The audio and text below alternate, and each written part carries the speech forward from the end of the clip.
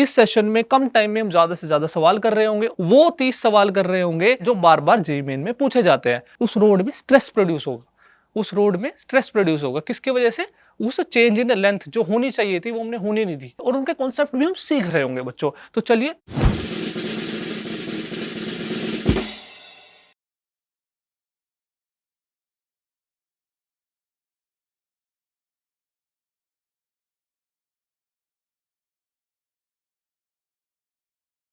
Hello students, कैसे हैं आप सब? Welcome to ATP star online learning platform. मेरा नाम है गौतम त्यागी। बच्चों, मैं आपके लिए लेके आया हूं most expected questions for JEE main 2024। बच्चों, जेईई मेन 2024 आने वाला है, लगभग 10 दिन बचे हैं, तो आप सब बहुत ज्यादा नर्वस भी हो सकते हैं। तो उसी के लिए मैं आपके लिए लेके आया हूं एक क्वेश्चन प्रैक्टिस सेशन। इस सेशन में हम वो 30 सवाल कर रहे होंगे, उन कॉन्सेप्ट से कर रहे होंगे जो बार बार जेईई मेन में पूछे जाते हैं। तो बहुत ही इंफॉर्मेटिव सेशन होने वाला है, ठीक है। ATP star is known for high quality content. तो मैं आपका ज्यादा टाइम वेस्ट नहीं करूंगा। इस सेशन में कम टाइम में हम ज्यादा से ज्यादा सवाल कर रहे होंगे और उनके कॉन्सेप्ट भी हम सीख रहे होंगे बच्चों। तो आपको ये सेशन लास्ट तक देखना है। इस वीडियो को लाइक जरूर कीजिए अगर आपको सेशन पसंद आए। तो चलिए शुरू करते हैं। फर्स्ट क्वेश्चन क्या है बच्चों? हमारा फर्स्ट क्वेश्चन क्या है इस सेशन का? We have to find the dimension of this quantity. एक क्वांटिटी लिखी गई है 1 by mu naught epsilon naught. फटाफट बताएंगे मुझे कमेंट सेक्शन में इसका आंसर क्या होगा, इसके डायमेंशंस क्या होगी। इस तरह का क्वेश्चन काफी बार पूछा गया है बच्चों जेईई मेन में। चलिए शुरू करते हैं। हमें पता है बच्चों वेलोसिटी ऑफ लाइट या स्पीड ऑफ लाइट, या फिर स्पीड ऑफ ईएम वेव कितनी होती है हमें पता है। That is given by under root of mu naught epsilon naught. यही सुना है ना ये टर्म आपने कहाँ सुनी है? म्यू नॉट और एप्सिलॉन नॉट हमने स्पीड ऑफ ईएम वेव लिखते वक्त सुनी है। तो अगर मैं इसका स्क्वायर कर दूं that will be equal to 1 by mu naught epsilon naught, ठीक है। तो जो ये क्वांटिटी यहाँ लिखी गई है, ये किसको रिप्रेजेंट कर रही है? स्पीड के स्क्वायर को रिप्रेजेंट कर रही है। तो इसकी डायमेंशन क्या होगी? इसकी डायमेंशन होगी जो स्पीड की डायमेंशन होती है हमारी, उसका स्क्वायर, ठीक है, उसका स्क्वायर। स्पीड की डायमेंशन क्या होती है बच्चों? That is length upon time. इसका स्क्वायर कर दो तो हमारे पास इसकी डायमेंशन भी आ जाएगी, लेंथ अपॉन टाइम स्क्वायर, ठीक है बच्चों, लेंथ अपॉन टाइम स्क्वायर। तो क्या होगा इसका आंसर? ऑप्शन नंबर 3, ठीक है। आसान क्वेश्चन था, बट मैंने क्यों कराया ये शुरू में? क्योंकि ये डायमेंशंस बार बार पूछे जाते हैं। इसकी डायमेंशन आपको याद रखनी है, ठीक है, ये वाला फॉर्मूला याद रखना है। नेक्स्ट क्वेश्चन क्या है? नेक्स्ट क्वेश्चन देखेंगे, एरर के ऊपर क्वेश्चन है बच्चों। एरर से भी एक दो सवाल हर साल पूछा जाता है, एक तो पूछा जाता है, एक क्वेश्चन हर बार पूछा जाता है। तो एक एरर का क्वेश्चन मैंने इसमें डाला है। इसमें हम क्या कर रहे होंगे? इसमें हमें एक क्वांटिटी दे रखी है P, which is a square b cube divided by c into under root d, ठीक है। The percentage error in the measurement of a b c and D are 1%, 2%, 3% and 4% respectively. The percentage error in the measurement of P will be. फटाफट solve करके बताएंगे बच्चों क्या answer आ रहा है आपका, क्या आंसर आ रहा है, फटाफट सोल्व करके बताएंगे बच्चों। जब हम परसेंटेज एरर निकालते हैं, रिलेटिव एरर निकालते हैं किसी क्वांटिटी में, जो कि कुछ क्वांटिटीज के प्रोडक्ट या डिवीजन से बनी है, तो उसमें हम कौन सा फॉर्मूला यूज करते हैं, कैसे निकालेंगे? अगर मैं रिलेटिव एरर की बात करूं, अगर रिलेटिव एरर इन P निकालना चाहूं मैं, that will be equal to जो क्वांटिटी की कुछ पावर है उस पावर को हमें आगे लेके आना है और क्वांटिटी के रिलेटिव एरर से मल्टीप्लाई करना है। जैसे a स्क्वायर है यहाँ पे, तो 2 को आगे लेके आना है और डेल्टा a बाई a से मल्टीप्लाई करना है, रिलेटिव एरर ऑफ a, ठीक है। प्लस माइनस b का रिलेटिव एरर, पावर आगे आ जाएगी into relative error of B, plus minus C की पावर 1 है तो 1 आगे आएगा into delta C by C, plus minus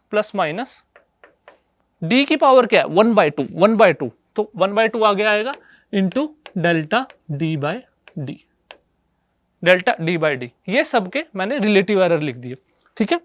P का रिलेटिव एरर निकालने की, अगर परसेंटेज एरर निकालते हैं हमें तो पता है पूरी क्वांटिटी को 100 से मल्टीप्लाई कर देते हैं, रिलेटिव एरर को जब हम 100 से मल्टीप्लाई करते हैं तो हमारे पास क्या आ जाता है? Percentage error. तो परसेंटेज एरर इन P कितना हो जाएगा? अब देखो, जब हम निकाल रहे हैं एरर, तो यहाँ पे हम मैक्सिमम एरर की बात कर रहे हैं, मैक्सिमम एरर इन पी, तो सारी क्वांटिटीज को प्लस साइन के साथ लिखना है, सारी क्वांटिटीज को प्लस साइन के साथ लिखना है। तो this will be 2 times percentage error in A, percentage error in A का परसेंटेज एरर कितना है 1%, प्लस 3 इंटू बी का परसेंटेज एरर कितना होगा 2, प्लस 1 इंटू सी का परसेंटेज एरर है 3 एंड प्लस 1/2 इंटू डी का परसेंटेज एरर, डी का परसेंटेज एरर कितना है हमारा 4। ठीक है, तो परसेंटेज एरर इन पी कितना आ जाएगा बच्चों, देखेंगे this will be 2 + 6 8, 8 + 3 11, 11 + 2 this is 13, 13% हमारा आंसर होगा, ये हमारा फाइनल आंसर होगा। मैक्सिमम एरर कितना आएगा 13%, so option first will be correct. ये बच्चों आपको याद रखना है कैसे निकाला हमने। ठीक है, कुछ बच्चे इसमें क्या करते हैं, जो नीचे वाले क्वांटिटीज है उनके एरर को सब्ट्रैक्ट कर देते हैं। ठीक है, ऐसा नहीं करना, हमें मैक्सिमम एरर निकालना है तो सभी एरर्स को प्लस कर रहे हैं, तो option first will be correct. ठीक है बच्चों, समझ में आया? ओके ओके बच्चों, आप सबके लिए एक सरप्राइज था। आप सबको पता है आरबीसी क्रैश कोर्स हमारा लॉन्च हो रहा है 29 जनवरी को। ये किस लिए है? ये सेकंड अटेम्प्ट में जो बच्चे तैयारी कर रहे होंगे उनके लिए। इट इज स्टार्टिंग फ्रॉम 29 जनवरी, 29 जनवरी को स्टार्ट हो रहा है। जो बच्चे इसमें एनरोल करना चाहते हैं वो हमारी वेबसाइट पर विजिट कर सकते हैं और हमारे टेलीग्राम कम्युनिटी को भी ज्वाइन कर सकते हैं, जिसका लिंक आपको डिस्क्रिप्शन में दिया गया है। ठीक है बच्चों, उसके बाद नेक्स्ट क्वेश्चन देखते हैं। नेक्स्ट क्वेश्चन क्या है? We are given a trajectory, हमें एक प्रोजेक्टाइल दिया है जिसकी ट्रेजेक्ट्री क्वेश्चन दी गई है। हमें एक प्रोजेक्टाइल है, सपोज करो हमें पता है प्रोजेक्टाइल का पाथ पैराबोलिक होता है। ठीक है, जिसकी इक्वेशन दी गई है, इक्वेशन दी गई है this is given as y equals to x minus x square by 20। हमें निकालना क्या है? what we have to find the maximum height attained by the projectile, maximum height attained by the projectile हमें निकालनी है। ठीक है बच्चों, कैसे निकालोगे? बच्चों हम इसमें क्या कर सकते हैं, हमें ट्रेजेक्ट्री की इक्वेशन पता होती है, पता होनी चाहिए y equals to x tan theta वाली। ठीक है, बट उस इक्वेशन में आप वैल्यूज रखोगे फिर कंपेयर करोगे, उससे बेटर क्या है, ये एक फंक्शन दे रखा है ना y और x में, अगर थोड़ा सा मैथमेटिक्स की नॉलेज है तो हम निकाल सकते हैं ना मैक्सिमम हाइट के लिए y की वैल्यू मैक्सिमम कब होगी, उसके लिए हम y को डिफरेंशिएट कर सकते हैं, dy बाई dx को 0 कर दो। ठीक है, dy बाई dx कितना होगा इसका, x का 1 माइनस एक्स स्क्वायर बाई 20 का कितना हो जाएगा minus 2x upon 20। So for maximum y हमारा 1 माइनस 2x अपॉन 20 कितना हो जाएगा 0। ठीक है, तो 1 इक्वल्स टू x अपॉन 10, तो x कितना आ जाएगा, 10। मतलब जब x की वैल्यू 10 मीटर होगी तो हमारी मैक्सिमम हाइट आ जाएगी, मैक्सिमम हाइट। सो मैक्सिमम हाइट कितनी होगी, मैक्सिमम हाइट कितनी होगी बच्चों, h विल बी, जब x की वैल्यू 10 होगी, इसमें x की वैल्यू 10 रखो तो इस will be 10 minus 10 square by 20। So maximum height कितनी आ जाएगी, 10 minus 10 square is 100 by 20 that is 5, तो maximum height will be 5 metre. ठीक है बच्चों, तो क्या आंसर होगा हमारा फर्स्ट। ठीक है, समझ में आया? ज्यादा लेंथी नहीं करना, एक बार डिफरेंशिएट करो, y की वैल्यू आएगी। ठीक है, y की वैल्यू मैक्सिमम वैल्यू के लिए डिफरेंशिएट करो, उसको 0 के इक्वल पुट करो, x की वैल्यू आ जाएगी जिसपे y मैक्सिमम है। ठीक है, that will be our maximum height. तो पुट करके आप आसानी से इसको निकाल सकते हो। ठीक है बच्चों, काफी आसान क्वेश्चन था। चलिए नेक्स्ट क्वेश्चन देखिए। नेक्स्ट क्वेश्चन क्या है, बॉडी ऑफ मास 500 ग्राम, ये तो आप खुद कर लोगे बच्चों। It's velocity varies from displacement according to the relation v equals to 10 root x। Velocity 10 root x दे रखी है हमें। ठीक है, force acting on the body, force के लिए क्या करोगे बच्चों, फोर्स निकाल लेंगे, net force on the body is equal to mass into acceleration. हमें एक्सेलरेशन की जरूरत पड़ेगी। वेलोसिटी से एक्सेलरेशन कैसे निकाल सकते हैं, हमें पता है acceleration equals to v dv by dx होता है। ठीक है, टाइम तो यहाँ पे है नहीं इसलिए मैंने dv बाई dx वाली इक्वेशन लिखी। ठीक है, dv बाई dx निकालो, dv बाई dx कितना होगा यहाँ पे dv by dx will be 10 into 1/2√x। ठीक है, रूट एक्स का क्या होगा 1/2√x। This is equal to 5/√x। ये dv by dx आ गया हमारा। ठीक है, dv by dx कितना है हमारा 5/√x। तो एक्सेलरेशन कितनी आ जाएगी, दिस इज v कितना है हमारा 10√x into dv by dx that is 5/√x। तो रूट एक्स से रूट एक्स कैंसिल हुआ, एक्सेलरेशन कितनी आ गई 50 मीटर पर सेकेंड स्क्वायर। बच्चों एक्सेलरेशन आ गई, नेट फोर्स निकाल सकते हैं। नेट फोर्स कैसे निकालोगे, नेट फोर्स कैसे निकालोगे, नेट फोर्स कितना होगा हमारे यहाँ पे, नेट फोर्स कितना होगा, net force will be equal to mass into acceleration, mass into acceleration. Mass कितना है, मास कितना 500 ग्राम यानी कि 1/2 kg इनटू एक्सेलरेशन इज 50। तो फोर्स कितना आ जाएगा 25 न्यूटन, 25 न्यूटन। कितना फोर्स आएगा हमारा 25 न्यूटन। किस किस का सही आया था, फटाफट बताओ किस किस का सही आया था। ठीक है, समझ आ रहा है ना, आसान था। आपको बस ये देखना है कि यहाँ पे आपको dv by dt से एक्सेलरेशन नहीं निकालनी, क्योंकि हमें टाइम नहीं दे रखा, हमें x दे रखा, तो v dv by dx से एक्सेलरेशन निकालनी है। ओके, चलिए, so our option 2 is correct. ठीक है, नेक्स्ट क्वेश्चन, नेक्स्ट क्वेश्चन क्या है, फटाफट पढ़ेंगे। A disc is rolling without slipping on a surface, the radius of the disc is r, at time t equals to 0 the topmost portion of the disc is at a। बच्चों t equals to 0 पे हमारी disc कुछ इस position में है। ठीक है, it is purely rolling. ठीक है, प्योर रोलिंग कर रही है। ठीक है, ओके, नाउ जब ये ए पॉइंट, जब ये थोड़ा आगे जाएगी हाफ रोटेशन के बाद, ए पॉइंट हमारा ग्राउंड पे आ जाएगा। जब ये डिस्क हाफ रोटेट हो चुकी होगी तो हमारा ग्राउंड पे आ जाएगा ए पॉइंट, है ना, और बी पॉइंट ऊपर चला जाएगा। तो ए पॉइंट की डिस्प्लेसमेंट कितनी होगी वो हमें बतानी है। ए पॉइंट की डिस्प्लेसमेंट निकाल सकते हैं हम, ए पॉइंट की डिस्प्लेसमेंट। अगर मैं वाई एक्सिस की बात करूं तो वाई एक्सिस पे कितनी डिस्प्लेसमेंट हुई है इसकी 2r। ठीक है, एक्स एक्सिस पे कितनी डिस्प्लेसमेंट हुई होगी हाफ रोटेशन में, हाफ रोटेशन में कितनी डिस्प्लेसमेंट होगी, एक रोटेशन में डिस्क 2πr आगे जाएगी। एक कंप्लीट रोटेशन में ये डिस्क 2πr आगे जाएगी, तो हाफ रोटेशन में कितना आगे जाएगी, हाफ रोटेशन में कितना आगे जाएगी, that will B pi into r। ठीक है, तो एक्स एक्सिस के अलोंग इतना डिस्प्लेसमेंट हुआ, वाई एक्सिस के लिए अलोंग इतना डिस्प्लेसमेंट हुआ। तो नेट डिस्प्लेसमेंट कितनी आ जाएगी इसकी, नेट डिस्प्लेसमेंट कितनी आ जाएगी पॉइंट ए की, that will be under root of this displacement का स्क्वायर प्लस दिस डिस्प्लेसमेंट का square, that is under root pi r का होल स्क्वायर प्लस 2r का होल स्क्वायर। ठीक है, फटाफट करने हैं सोल्व, फटाफट, ज्यादा टाइम नहीं है अपने पास, अपने को फटाफट सोल्व करने, पाई स्क्वायर प्लस 4।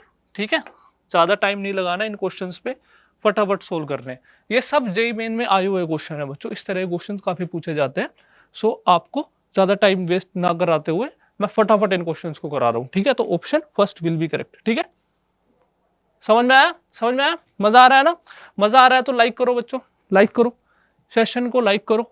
ठीक है, अपने अपनी अटेंडेंस लगाओ, जो जो बच्चे सेशन को देख रहे हैं अटेंडेंस लगाओ और कमेंट में लिखो कि हाँ सर हम फोड़ेंगे, हम फोड़ेंगे। ठीक है, जेईई मेंस फोड़ेंगे। चलिए नेक्स्ट क्वेश्चन क्या है, the weight of a body on the surface of earth is 100 Newton. भाई ग्रेविटेशन का क्वेश्चन आ गया। ठीक है, ग्रेविटेशन से भी हर साल क्वेश्चन आता है। ठीक है, इफेक्टिव ग्रेविटी पे, the weight of the body on the surface of earth is 100 newton. Suppose करो बच्चों अर्थ के सरफेस पे acceleration due to gravity is G, तो उसका वेट कितना है mg, that is equal to 100 newton. Weight कितना उसका अर्थ सरफेस पे mg, दैट इज 100 न्यूटन। ठीक है, at any height h, suppose करो किसी h हाइट पे acceleration due to gravity is g dash, तो w डैश कितना हो जाएगा उसका effective weight, that will be m into g dash. ठीक है, वो हमें निकालना है। तो बच्चों आपको एक रिलेशन पता होना चाहिए, acceleration due to gravity at any height h is given by g into कैसे निकालेंगे, r square upon r plus h का whole square, r plus h का होल स्क्वायर। ठीक है, तो w डैश कितना हो जाएगा, w dash will be equal to w into r upon r plus h का whole square, r plus h का whole square. R upon r plus h का फटाफट निकाल दो भाई, फटाफट निकाल दो। ठीक है, अब हाइट कितनी बोली है उन्होंने, from at an height h from the surface of earth equal to 1/4 of the radius. किस हाइट पे निकालनी है हमें, किस हाइट पे निकालनी है, when h equals to r by 4, r by 4। तो निकाल दो w dash, that will be equal to w into r upon r plus r by 4 का whole square. It will be w, कितना हो जाएगा, this will B 4r upon 4 plus 1 is 5 r whole square. So w dash will be equal to w into 16 by 25, 16 by 25। और अर्थ के surface पे wait कितना था इसका 100, तो 100 इंटू 16 बाई 25, तो कितना हो जाएगा 64 न्यूटन। कितना आंसर आएगा बच्चों 64 न्यूटन। ठीक है, option second will be correct, option second will be correct. समझ में आया? ठीक है बच्चों, चलो अगला क्वेश्चन भी ग्रेविटेशन से है। The weight of the body on the earth is 400 Newton. 400 Newton है अर्थ के सरफेस पे वेट। ठीक है, अर्थ के सरफेस पे वेट कितना है W, दैट इज 400 न्यूटन। किसी डेप्थ पे, सपोज करो जब हम नीचे जाते हैं अर्थ से किसी D डेप्थ पे, तो जो इफेक्टिव वेट हो जाता है बच्चों that is equal to earth के सरफेस पे जो वेट है into 1 minus D by r. ये याद रखना formula 1 minus D by r. ठीक है, इसको पुट करके फटाफट निकाल देंगे। W कितना है 400 इंटू 1 माइनस, किस डेप्थ पे पूछा है इसने, किस डेप्थ पे पूछा, फटाफट बताओ। The weight of the body when taken to a depth half of the radius, half of the radius when D equals to R by 2, R by 2। कितनी डेप्थ पे, D equals to R by 2 पे पूछा है। ठीक है बच्चों, तो क्या आएगा यहाँ पे answer, this will B 400 by 2। तो कितना वेट होगा वहां पे 200 न्यूटन, 200 न्यूटन। तो option fourth will be correct. याद रखना है बच्चों, अर्थ के सरफेस पे मैक्सिमम होती है हमारा ग्रेविटेशन फोर्स। जितना ऊपर जाते हैं तब भी हमारा ग्रेविटेशन फोर्स डिक्रीज होता है, इफेक्टिव ग्रेविटी की value, acceleration due to gravity की वैल्यू डिक्रीज होती है। और अर्थ के सरफेस में जब हम नीचे जाते हैं किसी डेप्थ पे तब भी वैल्यू डिक्रीज होती है। ठीक है, तो इफेक्टिव वेट कम होगा। सो 200 विल बी द आंसर। ठीक है बच्चों, समझ में आया? चलिए याद रखना है फॉर्मूला। ओके ओके ओके, चलिए, nice nice. Next question, a body is released from a height equal to the radius r of the earth. ठीक है, ये हमारे पास अर्थ है बच्चों। ठीक है, जिसका रेडियस कितना है इसका r। अब किसी ऑब्जेक्ट को हमने किस हाइट से फेंका, h इक्वल्स टू r से, h इक्वल्स टू r से हमने ड्रॉप किया। ठीक है, the velocity of the body when it strikes the surface of the earth will be. कितनी वेलोसिटी होगी बच्चों, जब ये किसी हाइट से नीचे आएगा तो इसकी वेलोसिटी कितनी होगी। अब इसमें बच्चे गलती क्या करके आएंगे, बच्चे क्या करेंगे, यहाँ पर इनिशियल वेलोसिटी 0 ले लेंगे, फाइनल वेलोसिटी ले लेंगे, एक्सेलरेशन ड्यू टू ग्रेविटी को g रख लेंगे और आंसर निकाल देंगे √2gr। नहीं बच्चों, ऐसा नहीं करना है, क्योंकि यहाँ पे जो ग्रेविटी की वैल्यू देखो, हाइट है जो h है वो कंपेरेबल है, अर्थ के रेडियस के कंपेरेबल है। ठीक है, तो यहाँ पे g हमारा चेंज हो रहा है, acceleration due to gravity change हो रही है, तो यहाँ पे वो वाला कॉन्सेप्ट नहीं लगाएंगे। तो फिर कैसे करेंगे, यहाँ पे हम कंजर्वेशन ऑफ एनर्जी लगाएंगे। क्या करेंगे यहाँ पे, बाय कंजर्वेशन ऑफ एनर्जी।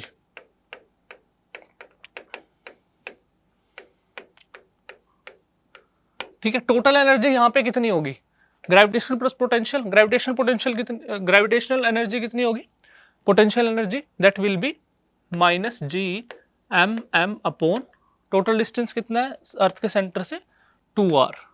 ठीक है, प्लस काइनेटिक कितनी होगी, यहाँ पे स्पीड 0 है, यहाँ पे काइनेटिक 0। उसके बाद जब अर्थ के सरफेस पे पहुंचेगा, यहाँ पे इसकी सपोज करो स्पीड v है। ठीक है, तो पोटेंशियल एनर्जी कितनी होगी, ग्रेविटेशन पोटेंशियल एनर्जी यहाँ पे अर्थ के सरफेस पे होगी minus g by r plus kinetic कितनी होगी, काइनेटिक होगी हाफ एम वी स्क्वायर। इस इक्वेशन का यूज करना है बच्चों यहाँ पे। ठीक है, m से m कैंसिल हो जाएगा।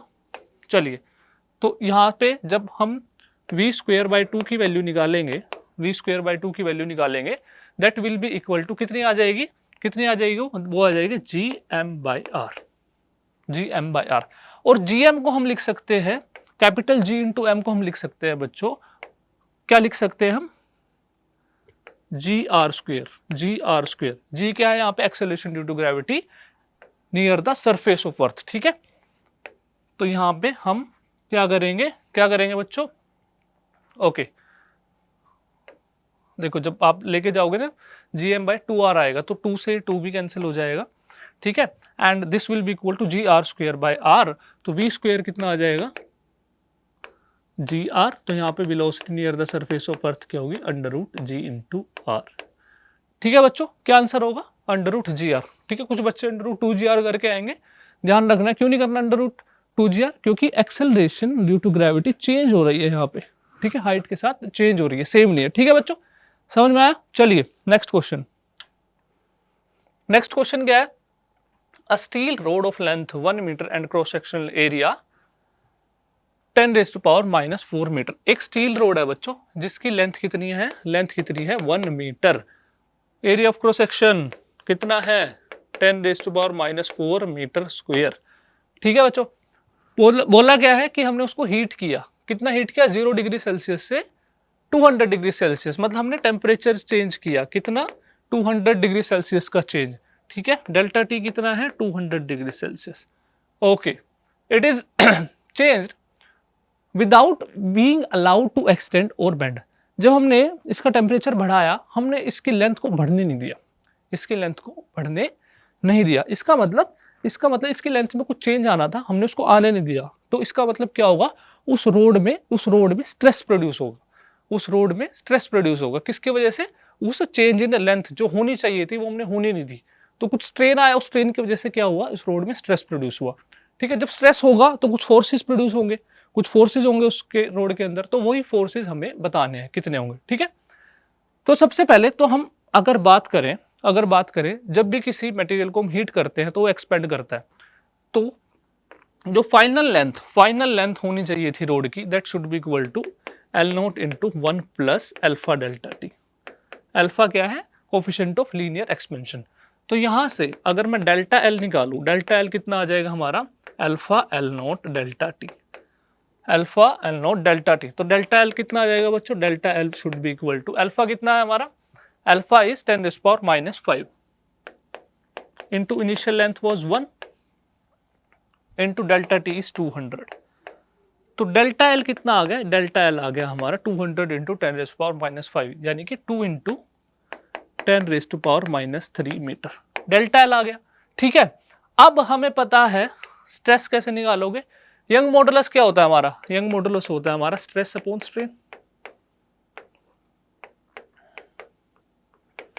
Young modulus equals to force upon area into this delta l by l, ठीक है, स्ट्रेन। अब यहां से हमें निकालना क्या है, फोर्स कितना हो जाएगा y into A delta L upon initial length l। तो फोर्स कितना आएगा, कैलकुलेट कर लेंगे बच्चों, वैल्यूज डाल के कैलकुलेट करोगे, यंग मॉडुलस की वैल्यू कितनी है 2 into 10⁻11 into area is 10⁻⁴, okay.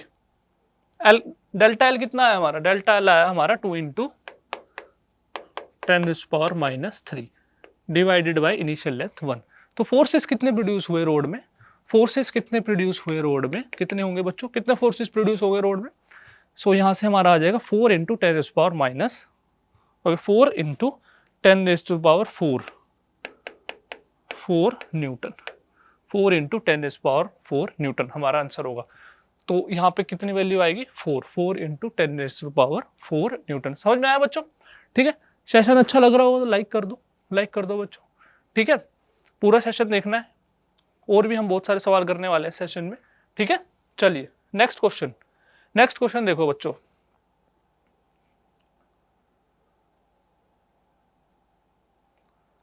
Next question क्या है, थ्योरेटिकल क्वेश्चन है थर्मोडायनेमिक्स का। A gas is compressed adiabatically. Which one of the following statement is not true? हमसे पूछा कौन सी स्टेटमेंट ट्रू नहीं है, नोट है यहाँ पे, ठीक है, इसका भी ध्यान रखना है, ट्रू कौन सी नहीं है। पहली स्टेटमेंट देखते हैं, there is no heat supplied to the system. ठीक बात है, एडियाबैटिक कंप्रेशन या एडियाबैटिक एक्सपेंशन, उसमें क्या होता है, हीट सप्लाइड जीरो होती है, ठीक है, हीट सप्लाइड जीरो होती है। तो ये ऑप्शन तो करेक्ट है, लेकिन हमें इनकरेक्ट बताना है। Second, the temperature of the gas में इंक्रीज। बच्चों टेम्परेचर गैस का इंक्रीज होगा, ये बात सही है, ठीक है, सिर्फ कांस्टेंट क्या होगा यहाँ पे, सिर्फ हीट हमारी कोई फ्लो नहीं करेगी सिस्टम में, बाकी सब चीजें चेंज होगी। थर्ड क्या था, change in the internal energy is equal to the work done of the gas, ये भी बात सही है, क्योंकि Q equals to U plus W होता है, तो Q जीरो तो U और W हमारे बराबर होंगे। There is no change in the internal energy, इन्होंने बोला कि इंटरनल एनर्जी में कोई चेंज नहीं होगा, डेल्टा U जीरो, ये इनकरेक्ट बात है। क्यों है इनकरेक्ट, क्योंकि भाई जब टेम्परेचर चेंज होगा तो इंटरनल एनर्जी भी चेंज होगी, सिर्फ हीट कांस्टेंट है, टेम्परेचर कांस्टेंट थोड़ी है। तो यहाँ पर ये ऑप्शन हमारा गलत हो जाएगा, तो हमें गलत बताना था, तो सही कौन सा ऑप्शन होगा हमारा, फोर्थ। ठीक है बच्चों, ये ध्यान रखना है कि पूछा गया है विच इज नॉट ट्रू, तो ऑप्शन 4 इज नॉट ट्रू, सो हम 4 सेलेक्ट करके आएंगे यहाँ पे। चलिए अगला question, SHM, a mass M is attached to two spring as shown in the figure. The spring constant of two springs are K1 and K2. Frictionless surface है, हमें effective time period बताना। चलिए बच्चों फटाफट बताइए क्या इसका आंसर होगा। बच्चों आप मुझे एक बात बताइए उससे पहले कि जो ये सिस्टम है सीरीज में है या पैरेलल में। मैंने SHM की वीडियो में भी बताया था,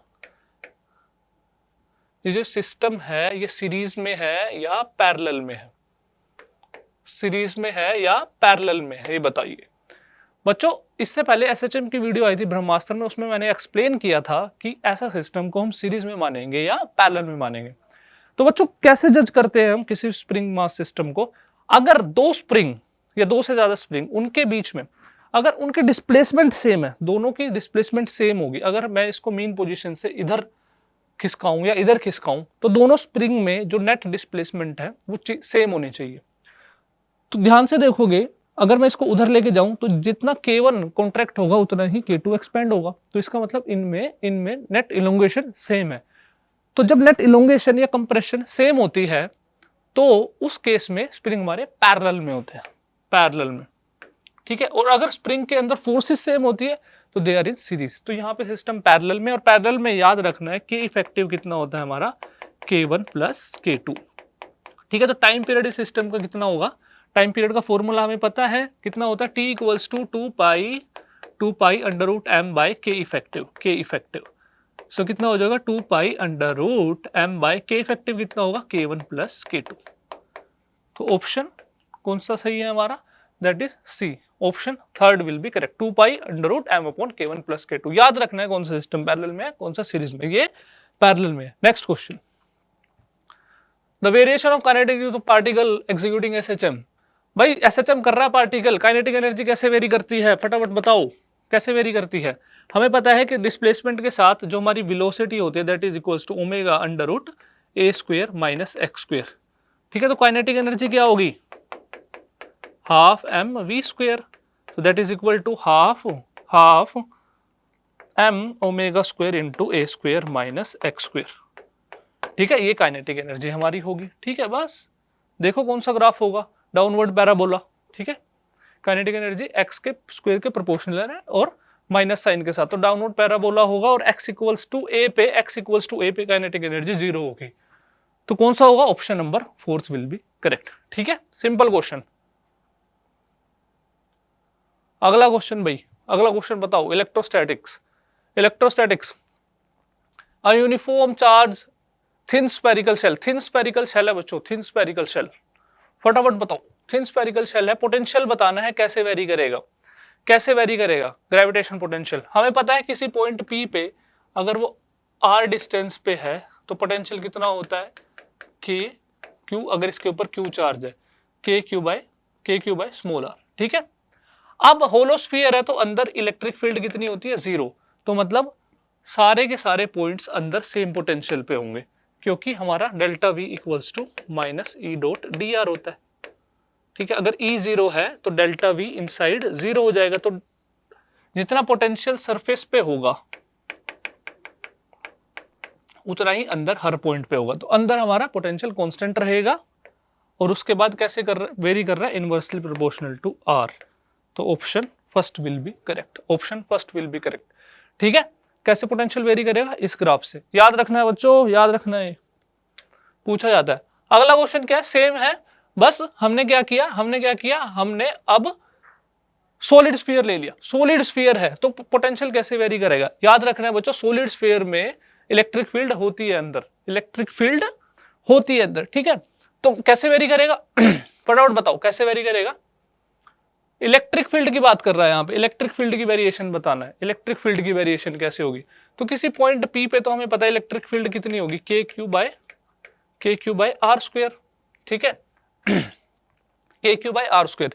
अंदर जो इलेक्ट्रिक फील्ड होती है that is equal to rho by 3 epsilon not into are.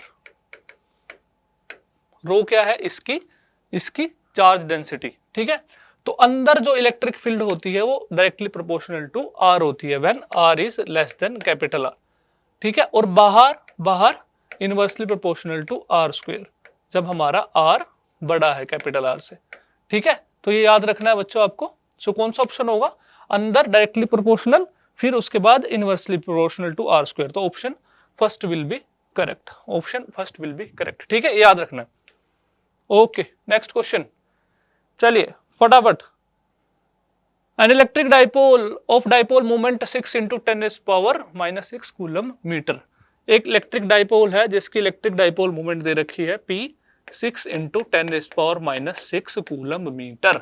इस placed in uniform electric field के अंदर रख दिया। कितनी है electric field, 1.5 × 10⁻³ newton per coulomb.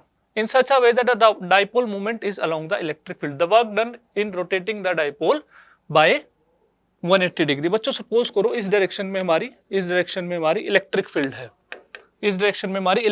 है, हमने इस डाइपोल को रख दिया इस तरफ ऐसे, ठीक है। इस डाइपोल को रख दिया, अब हम क्या कर रहे हैं, इसको रोटेट कर रहे हैं इधर, इसको रोटेट करके ऐसे ले आए, ठीक है। तो हमें वर्क डन बताना है, इस प्रोसेस में कितना हो। वो तो जाहिर सी बात है, जब भी कोई हमारा डाइपोल इलेक्ट्रिक फील्ड में रखा होता है, उसको रोटेट करते हैं किसी पोजीशन पे, उस पर टॉर्क लग रहा होता है, तो हमें कुछ ना कुछ वर्क डन करना पड़ेगा इसको रोटेट करने में। तो work done by external force कैसे निकालते हैं, that is equal to PE into cos θ1 minus cos θ2, ठीक है। कहां से कहां तक रोटेट किया, θ1 इनिशियली कितना था 0 डिग्री, पूरा 180 डिग्री रोटेट कर दिया। θ2 कितना है यहाँ पर 180 डिग्री, ठीक है। तो PE into cos 0 minus cos 180, ठीक है। तो cos 0 कितना होगा 1 माइनस cos 180 इज -1, सो कितना हो जाएगा 2PE वर्क डन करना पड़ेगा। याद रखना 180 डिग्री रोटेट करने में 2PE वर्क डन करना पड़ता है, ठीक है। 2PE, चलिए 2PE कितना होगा 2 इंटू P की वैल्यू कितनी है 6 × 10⁻⁻⁶, और हमारा E कितना है 1.5 इंटू 10⁻3, ठीक है। कितना आ जाएगा आंसर, 6 इट विल बी 18 × 10⁻⁻3 यानी 18 मिली जूल वर्क डन करना पड़ेगा, ठीक है बच्चों। 18 मिली जूल यहाँ पे वर्क डन करना पड़ेगा, याद रखना है ये रिलेशन याद रखना है। चलिए ओके, नेक्स्ट क्वेश्चन क्या है, we have to find the equivalent resistance between A and B के बीच में equivalent resistance बताओ, फटाफट बताओ। बहुत आसान क्वेश्चन है ये तो, बहुत आसान क्वेश्चन है बच्चों। इस क्वेश्चन में क्या करेंगे, देखो ये पॉइंट अगर A है, तो अगर हम प्लेन वायर के अलोंग चलेंगे, बीच में कोई रेजिस्टेंस नहीं आ रहा, ना कोई बैटरी आ रही, तो हमारा पोटेंशियल सेम रहेगा, ठीक है। तो ये पॉइंट सब सेम पोटेंशियल पे होंगे, तो मैं इनका नाम सेम ही रख सकता हूं। तो अगर ये पॉइंट A है तो मैं इन सभी पॉइंट्स को A बोल सकता हूँ, तो ये वाला पॉइंट भी हमारा A ही होगा। सिमिलरली अगर ये पॉइंट B है, यहाँ पे पोटेंशियल कुछ है VB, तो हर पॉइंट पे यहाँ पर सेम पोटेंशियल होगा अगर हम प्लेन वायर के क्रॉस चलेंगे, बीच में अगर कोई रेजिस्टेंस या कोई बैटरी नहीं आ रही, तो ये सारे पॉइंट्स को हम सेम नाम दे सकते हैं, दैट इज B। तो अब देखते हैं तीनों रेजिस्टेंस को। ये वाला रेजिस्टेंस जो 20 किलो ओम है, ये वाला, ये किसके बीच में, A और B के बीच में। सपोज करो ये पॉइंट A है, ये पॉइंट B है, तो 20 किलो ओम A और B के बीच में है। ये वाला देखो बीच वाला भी A और B के बीच में ही हुआ ना अब, तो ये भी A और B के बीच में 20 kilo ohm, very good. Third कौन सा है A और B के बीच में, वो कितना है 10 किलो ओम, ठीक है, कितना सिंपल क्वेश्चन हो गया। अब बता दो तीनों पैरेलल में 20-20 का पैरेलल कितना हो जाएगा 10, फिर 10 और 10 का पैरेलल कितना हो जाएगा 5। ठीक है, तो option first will be correct, first will correct. ठीक है, समझ में आया? क्या आंसर होगा इसका 5 किलो ओम। चलिए next question, the output from a NAND gate having inputs A and B given below. फटाफट बताओ, नैंड गेट है हमारा, ए और बी दे रखा है नैंड गेट, फटाफट बताओ। बच्चों में पता है नैंड गेट में क्या होता है, अगर मैं यहां पर वैल्यूज लिख लूं, नैंड गेट क्या होता है एंड का उल्टा, एंड क्या होगा ए डॉट बी, 0 0 का क्या होगा एंड 0 0 0 1। ठीक है, और नैंड क्या होगा इसका उल्टा, यानी 1 1 1 0। मतलब अगर 1 और 1 है तो आंसर 0 होगा, उसके अलावा आंसर हमारा 1 होगा नैंड में। ठीक है, उसके अलावा आंसर कितना होगा हमारा, 1। ठीक है, चलो देख लो। फर्स्ट शुरू में क्या है ए और बी क्या है 1 1, ए और बी क्या है 1 1, तो 1 1 का क्या आंसर होना चाहिए 0। ठीक है, 4 ऑप्शन हो सकते हैं इसके हिसाब से। तो नेक्स्ट चलते हैं, ये देखो ये क्या है 0, ये क्या है ये भी 0, ये भी 0, तो ऑप्शन क्या होना चाहिए हमारा 1, तो इसका मतलब ऊपर होना चाहिए। ठीक है, तो ये वाला ऑप्शन तो हमारा नहीं हो सकता क्योंकि इसमें सेकंड ऑप्शन भी नीचे दिया हुआ है, सेकंड इनपुट। उसके बाद क्या है हमारा 0 और 1, 0 और 1 का आंसर क्या होना चाहिए, 0 और 1 का आंसर भी 1 ही होना चाहिए हमारा।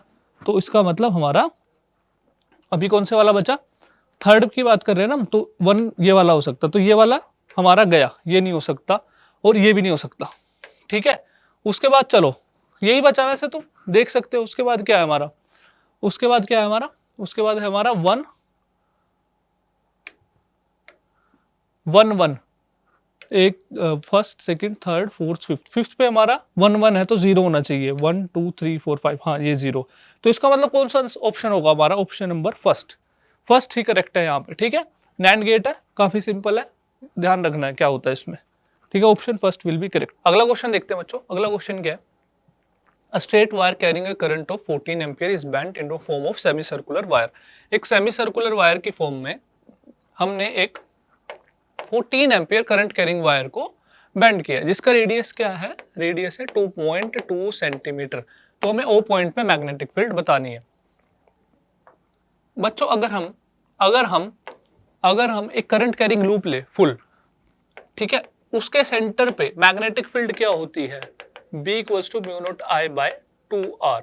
ठीक है, तो एक सेमी सर्कुलर के सेंटर पे कितनी होगी, B will be equal to mu not I by 4R। ठीक है, हाफ हो जाएगी।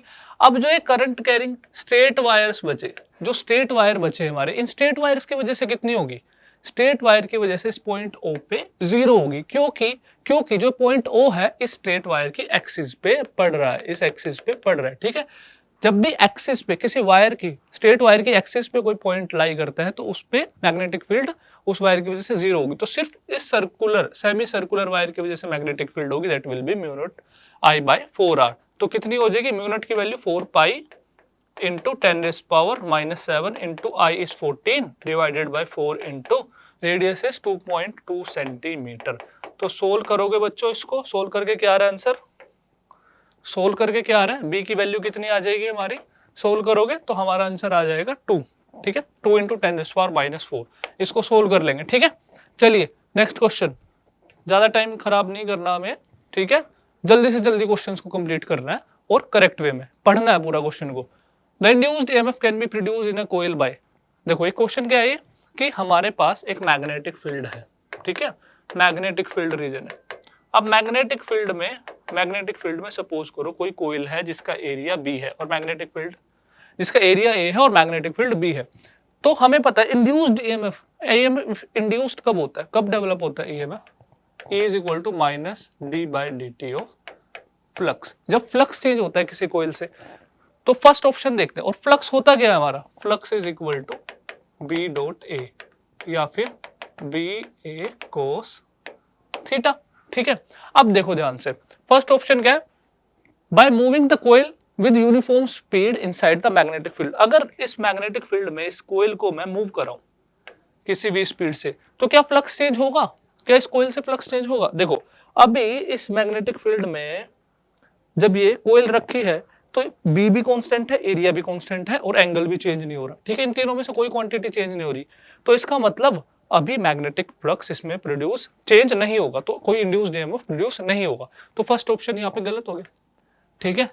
Second option, moving the coil with non uniform speed inside the uniform magnetic field. अगर मैं इस कोयल को किसी नॉन यूनिफॉर्म स्पीड से मूव कराऊं तो देखो यहाँ पे वेलोसिटी चेंज होगी, अब वेलोसिटी चेंज होगी इस कोयल की, लेकिन एरिया भी सेम है और मैग्नेटिक फील्ड भी चेंज है, सेम है। तो क्या होगा, तो यहाँ पे फ्लक्स तो उतना ही रहेगा ना, फ्लक्स चेंज नहीं होगा क्योंकि बी भी सेम है, ए भी सेम है, cos थीटा भी चेंज नहीं हो रहा, तो यहाँ से भी इंड्यूस्ड ईएमएफ डेवलप नहीं होगा। थर्ड ऑप्शन देखो, rotating the coil inside the uniform magnetic field. अगर मैं इस कोयल को रोटेट करूं, मतलब कि इस कोयल को मैं रोटेट करूं, ठीक है, तो क्या होगा, एंगल चेंज हो रहा होगा, एंगल चेंज होगा तो नेट फ्लक्स चेंज होगा, तो इंड्यूस्ड ईएमएफ डेवलप होगा। तो option C will be correct. Next option देखो, changing the area of the coil inside the uniform magnetic field. अगर मैं एरिया चेंज करूंगा तब भी फ्लक्स चेंज होगा, तो इसका मतलब कौन सा ऑप्शन होगा हमारा, सी एंड डी, ठीक है, सी एंड डी तरीके से हम इंड्यूस्ड ईएमएफ डेवलप कर सकते हैं इस कोयल में, ठीक है बच्चों। ओके, नेक्स्ट क्वेश्चन क्या है, the magnetic field B crossing normally a square plate of area A is. हमारे पास देखो एक स्क्वायर प्लेट है, ठीक है, इसके क्रॉस मैग्नेटिक फील्ड है हमारे, ठीक है, इस स्क्वायर प्लेट का एरिया है 4 metre square. Magnetic field change हो रही है इस एरिया से मैग्नेटिक फील्ड चेंज हो रही है। The magnitude of induced EMF का मैग्नीट्यूड बताना है, वो कितना होता है हमारा, D by D T of flux, ठीक है। फ्लक्स क्या होगा हमारा, फ्लक्स कितना होगा, देखो परपेंडिकुलर मैग्नेटिक फील्ड है, phi will be equal to B into A, area constant है तो D by D T of B into A, ठीक है। अब dB बाई डी टी कितना होगा, एरिया कितना हमारा 4 metre square, dB by D T कितना होगा, rate of change of magnetic field, वो इस कर्व से निकाल लेंगे। देखो कहां से कहां तक, t कोस टू 2 से t कोस टू 4 सेकेंड तक, ठीक है। dB बाई डी टी कितना आया dB by D T, that will be 8 upon, देखो change in magnetic field per unit time, that will be 8 millitesla, 8 into 10⁻³ tesla divided by time कितना है 2 to 4 that is 2, ठीक है। तो यहां से हमारा कितना आ जाएगा, induced EMF will be 4 2 into 8 is 16, तो 16 इंटू 10⁻³ टेस्ला, ठीक है, ओ सॉरी -3 वोल्ट, ठीक है, 16 इंटू 10⁻³ वोल्ट, तो 16 विल बी द आंसर, ठीक है बच्चों, समझ में आया, 16 will be the answer. Okay just a second, तो t इक्वल्स टू 4 से t इक्वल्स टू 2 से t इक्वल्स टू 4 सेकंड में चेंज इन मैग्नेटिक फील्ड सिर्फ ये होगा बच्चों, सिर्फ ये होगा चेंज इन मैग्नेटिक फील्ड, तो दैट विल बी 8 नहीं होगा, दैट विल बी 8 - 2। मैं दोबारा लिख देता हूं, यहां से अगर मैं delta B by delta T की वैल्यू निकालूं, delta B by delta T कितना होगा, दैट विल बी 8 - 4 यानी 4 मिली टेस्ला अपॉन टाइम कितना लगा 2 सेकेंड, तो दैट इज 2 इंटू 10⁻³ टेस्ला पर second, this is dB by D T. Area कितना है 4 इंटू 2 इंटू 10⁻³ तो कितना आ जाएगा 8 इंटू 10⁻³ वोल्ट, ठीक है। तो यहाँ पे आंसर क्या आएगा हमारा, यहाँ पे 16 नहीं आएगा, यहाँ पे आंसर 8 आएगा, ठीक है बच्चों, समझ में आया। तो आंसर क्या होगा 8। किस किस बच्चे का सही आया था फटाफट बताइए। ओके चलिए भाई next question, as per the given graph choose the correct representation for the curve A and B where x equals to reactance of pure capacitive circuit connected with AC source. बच्चों काफी आसान सा question है, कोई भी कर सकता है, ठीक है, जेईई मेंस में आया हुआ है। एक्सएल क्या होता है हमारा, इंडक्टिव रिएक्टेंस कितना होता है L ओमेगा, ठीक है, ओमेगा क्या होता है 2 पाई f, तो यहां से हम बोल सकते हैं L is proportional to f, ठीक है।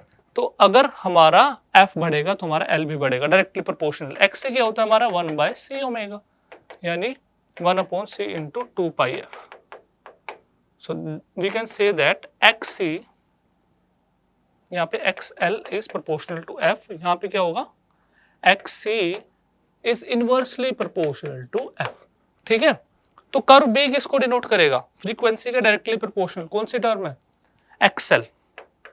ठीक है, और कर्व ए किसको डिनोट करेगा? Inversely proportional एक्ससी। तो वी कैन से दैट ए हमारा क्या होगा? फर्स्ट कर्व हमारा एक्ससी को डिनोट करेगा। किसको डिनोट करेगा? एक्ससी। और सेकंड कर्व एक्सएल को। ठीक है, तो option third will be correct. Option third will be correct. ठीक है बच्चों, समझ में आया? Option third will be correct. चलिए चलिए, okay okay okay, nice. Next question, EM waves. बच्चों ईएम वेव से हर साल क्वेश्चन आता है और बहुत ही आसान क्वेश्चन आता है। ठीक है, एक तो एनर्जी पे ही आता है, वही क्वेश्चन है ये। एनर्जी डेंसिटी बतानी है इलेक्ट्रिक फील्ड और मैग्नेटिक फील्ड में।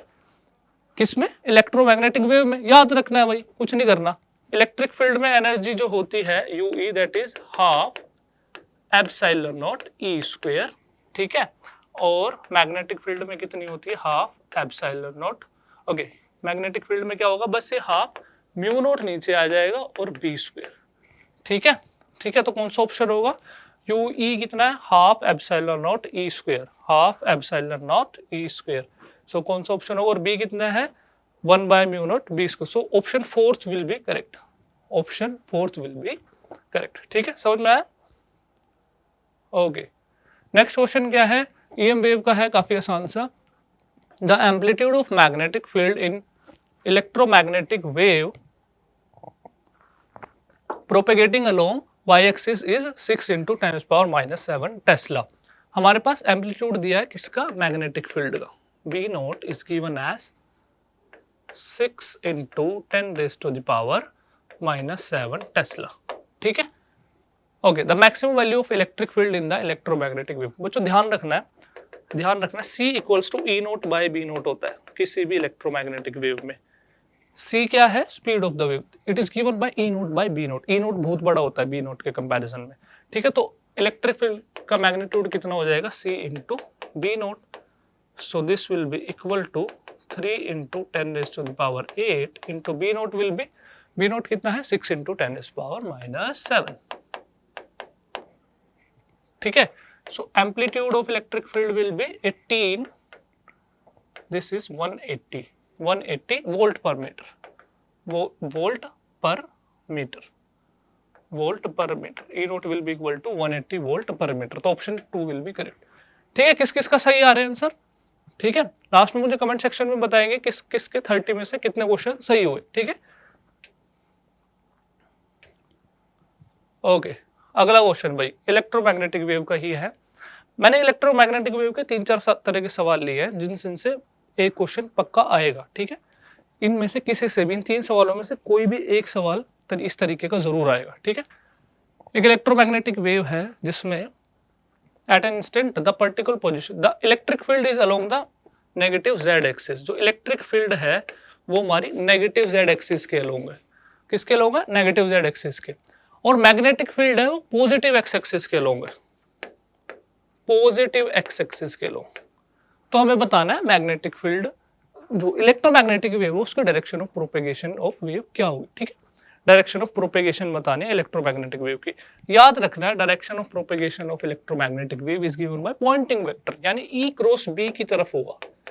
E क्रॉस B की डायरेक्शन की तरफ हमारी वेव की डायरेक्शन होगी। It is direction of propagation of wave.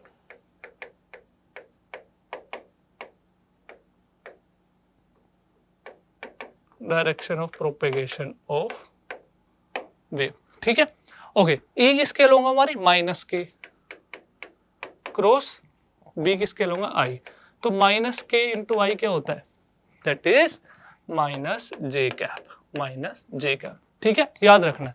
तो नेगेटिव y एक्सिस के अलोंग हमारी direction of propagation of wave यहाँ पर होगी। किसके अलोंग होगी? Negative y axis. तो ऑप्शन 2 विल बी करेक्ट। ठीक है बच्चों, ऑप्शन 2 विल बी करेक्ट। आसान क्वेश्चन था। चलिए अगला क्वेश्चन, अगला क्वेश्चन फटाफट बताएंगे कमेंट सेक्शन में आंसर क्या है। The width of a fringe is 2 millimetre. हमारे पास एक विड्थ है जिसकी वैल्यू है, फ्रिंज विड्थ 2 मिलीमीटर। ठीक है, on the screen in a double slits experiment. ठीक है, यहाँ पे वेवलेंथ कितनी थी? लाइट की कितनी वेवलेंथ थी? 400 नैनोमीटर यूज कर रहे थे हम यहाँ पे। अब हमने क्या किया? अब हमने वेवलेंथ बदल दी। अगर मैं लैम्डा डैश को हमने वेवलेंथ बदल दे लाइट की, दैट इज 600 नैनोमीटर, 600 नैनोमीटर, तो हमारा बीटा डैश कितना हो जाएगा, न्यू फ्रिंज विड्थ हमारी कितनी हो जाएगी। ध्यान से देखो भाई, फ्रिंज विड्थ क्या होती है हमारी, lambda lambda D by D. तो हम बोल सकते हैं जो फ्रिंज विड्थ है वो डायरेक्टली प्रोपोर्शनल टू लैम्डा है। तो अब यहाँ से देखो, अगर हमारी लैम्डा चेंज हो गए 3/2 टाइम्स हो गए, तो हमारी फ्रिंज विड्थ भी 3/2 टाइम्स यहाँ पर हो जाएगी। तो that will B 3/2 into beta. Beta dash कितनी हो जाएगी, 3/2 इंटू बीटा। ठीक है, यानी 3/2 इंटू बीटा कितना है हमारा, बीटा कितना है 2 मिलीमीटर, 2 मिलीमीटर। तो न्यू फ्रिंज विड्थ हमारी कितनी होगी, 3 मिलीमीटर, 3 मिलीमीटर। तो option third will be correct. ठीक है, सिंपल क्वेश्चन। ठीक है, फ्रिंज विड्थ का फॉर्मूला याद रखना है, फ्रिंज विड्थ का फॉर्मूला याद रखना है यंग्स डबल स्लिट एक्सपेरिमेंट में। चलिए अगला क्वेश्चन क्या है, the work function of aluminium and gold are 1 electron volt, 4.1 electron volt and 5.1 electron volt. Suppose करो ये किसका, एल्यूमिनियम का। ठीक है, ये एल्यूमिनियम का है और गोल्ड का लिख लेते हैं। गोल्ड का वर्क फंक्शन कितना है, 5.1 इलेक्ट्रॉन वोल्ट। एल्यूमिनियम का कितना है, 4.1 इलेक्ट्रॉन वोल्ट। ठीक है, the ratio of slope of stopping potential versus frequency. Stopping potential versus frequency का स्लोप बताना है। बच्चों स्टॉपिंग पोटेंशियल हम कैसे देते हैं, h nu minus h nu naught. ठीक है, h nu minus h nu naught क्या है, थ्रेशोल्ड फ्रीक्वेंसी। तो वी नोट कितना आ जाएगा यहाँ से, h upon e into nu minus h upon e into. तो अगर इसमें इस इक्वेशन को, ये क्या है स्टॉपिंग पोटेंशियल, अगर फ्रीक्वेंसी से कंपेयर करें, स्टॉपिंग पोटेंशियल और फ्रीक्वेंसी का अगर हम ग्राफ बनाए, तो जो स्लोप होगा, स्लोप क्या होगा, एच बाई ई। स्लोप क्या होगा हमारा, एच अपॉन ई। तो ध्यान से देखो, एच भी कांस्टेंट है, ई भी कांस्टेंट है, तो एच अपॉन ई हमारा कांस्टेंट हुआ। तो चाहे एल्यूमिनियम हो चाहे गोल्ड हो, तो वी नोट वर्सेस म्यू का जो ग्राफ होगा, उसका जो स्लोप होगा वो कांस्टेंट रहेगा। तो दोनों का रेशियो क्या आएगा, 1। दोनों का रेशियो क्या होगा, 1। दोनों में स्लोप सेम होगा क्योंकि। ठीक है, तो ऑप्शन 3 विल बी करेक्ट। समझ में आया बच्चों, आसान क्वेश्चन था। चलिए अगला क्वेश्चन, अगला क्वेश्चन खुद करेंगे आप, अगला क्वेश्चन खुद करेंगे और कमेंट में मुझे आंसर बताएंगे। ठीक है, काफी सिंपल क्वेश्चन है। मैं हिंट दे देता हूँ। ये जो है हमारा, ये क्या है हमारा, हमने क्या किया, दोनों इनपुट को जोड़ दिया नैंड गेट के, तो ये हमारा नोट गेट की तरह बिहेव करेगा। ये भी हमारा नोट गेट की तरह बिहेव करेगा। ठीक है, तो यहाँ से ए है तो ये ए नोट हो जाएगा, यहाँ से ये बी नोट। ठीक है, अब ए नोट और बी नोट, ए नोट और बी नोट पे हम क्या कर रहे हैं, हम ए नोट और बी नोट पे हम एक नैंड गेट लगा रहे हैं। ठीक है, नैंड गेट। तो जब इसको आगे सोल्व करेंगे बच्चों, जब भी हम, एक बात का ध्यान रखना है यहाँ पर, जब भी हम लाइन को ब्रेक करते हैं तो साइन को चेंज कर दो। Break the line, change the sign. Line को ब्रेक कर दो, ऊपर वाली लाइन को अगर मैं ब्रेक करूं तो ये कितना हो जाएगा, और अब बीच वाले साइन को चेंज कर देना, बीच वाले साइन को चेंज कर दो। अब ए पे डबल बार मतलब ए, और बी पे 2 बार नोट मतलब बी, तो ये हो जाएगा ए प्लस बी। ये हमारा और गेट की तरह बिहेव करेगा। ऑप्शन देख के आप सेलेक्ट कर लोगे। ठीक है, खुद मुझे बताओगे क्या ऑप्शन होगा। समझ में आया? नेक्स्ट क्वेश्चन, अगला क्वेश्चन क्या है, the kinetic energy of an electron, alpha particle and a proton are given as 4k, 2k and k respectively. The de Broglie wavelength associated with it. अब हमें क्या दे रखा है बच्चों, हमें क्या दे रखा है, हमें एक अल्फा पार्टिकल, एक इलेक्ट्रॉन दे रखा है, एक अल्फा पार्टिकल दे रखा है, और एक क्या दे रखा है हमें, प्रोटॉन। ये 3 हमें दे रखे हैं बच्चों। ठीक है, अब हमसे पूछा गया de Broglie wavelength. De Broglie wavelength क्या होती है, lambda equals to H upon M B. अगर मैं काइनेटिक एनर्जी के टर्म्स में निकालूं तो हो जाएगा √2m into kinetic energy, 2m into kinetic energy. ठीक है, यानी लैम्बडा किस पे डिपेंड कर रहा है, lambda is depending upon √ of mass and kinetic energy, क्योंकि h और 2 तो कांस्टेंट है। चलो अब मास की बात करें, इलेक्ट्रॉन का मास तो बहुत छोटा होता है, mass of electron is very very less. Alpha particle की बात करें, अल्फा पार्टिकल का मास कितना होगा, that is 4 units, 4 atomic units. ठीक है, अल्फा पार्टिकल का मास कितना होगा, 4 एटॉमिक यूनिट।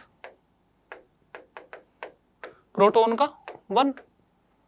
ठीक है, प्रोटॉन का मास काइनेटिक एनर्जी कितनी कितनी दे रखी है इलेक्ट्रॉन की, 4k दे रखी है, दैट उसके बाद क्या है अल्फा पार्टिकल उसकी 2k है, और हमारा तीसरा क्या है, तीसरा क्या है प्रोटॉन, इसकी कितनी है k। तो ये वाला रेशो चेक करो भाई, मास यहाँ पर देखे तो जो इलेक्ट्रॉन का मास है वो बहुत ज्यादा कम होता है एज कंपेयर टू प्रोटॉन या फिर अल्फा पार्टिकल। तो इसका मतलब लैम्डा यहाँ पे इलेक्ट्रॉन की बहुत ज्यादा होगी, तो सबसे ज्यादा लैम्डा किसकी होगी, इलेक्ट्रॉन की। तो इसका मतलब या तो ये ऑप्शन हो सकता है या फिर ये ऑप्शन हो सकता है, क्योंकि इनमें तो लैम्डा छोटा दे रखा है क्या, ठीक है। तो या तो फर्स्ट ऑप्शन हो गया, थर्ड।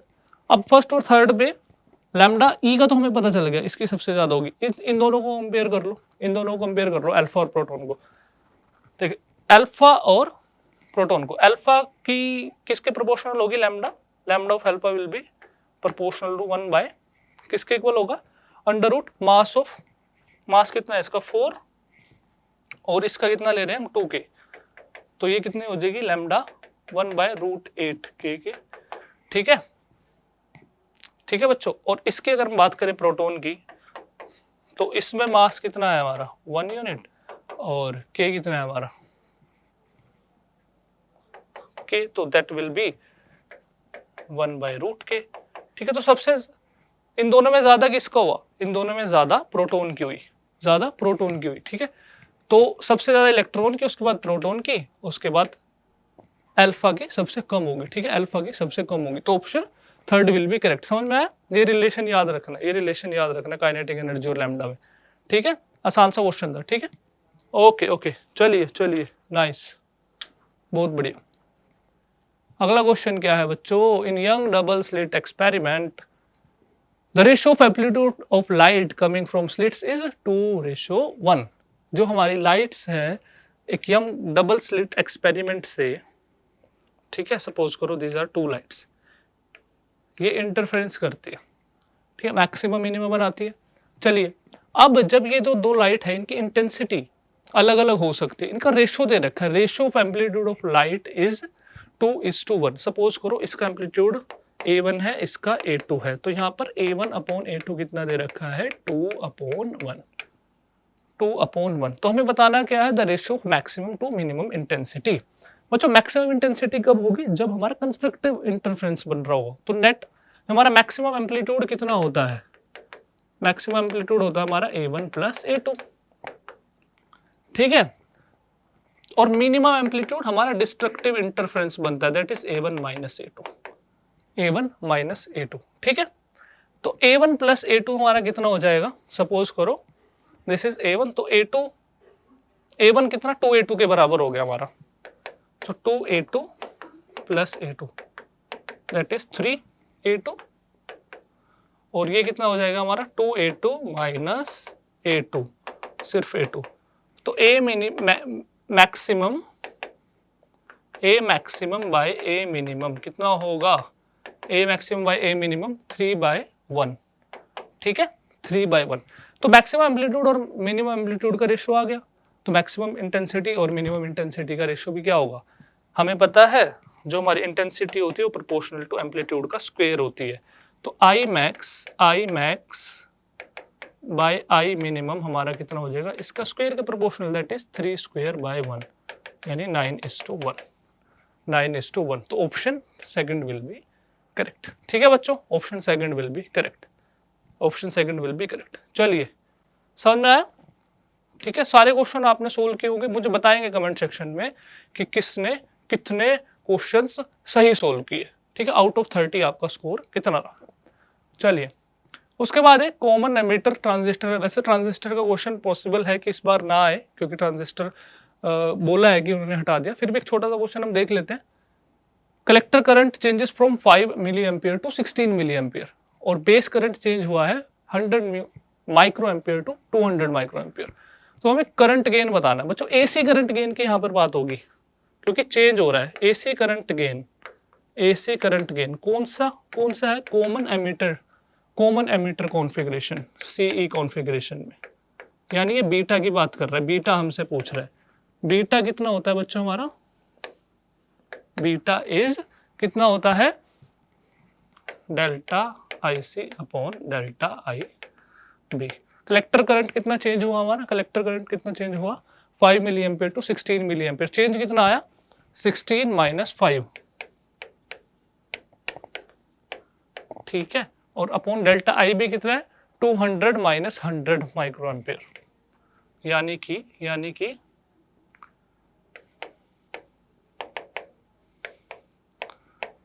कि बीटा हमारा कितना आ जाएगा, that's will be 11 into 10⁻³ divided by 100 into 10⁻⁶, तो कितना हो जाएगा, बीटा हमारा हो जाएगा 110, ठीक है, कितना होगा एसी करंट गेन कितना होगा 110, तो option first will be correct, option first will be correct.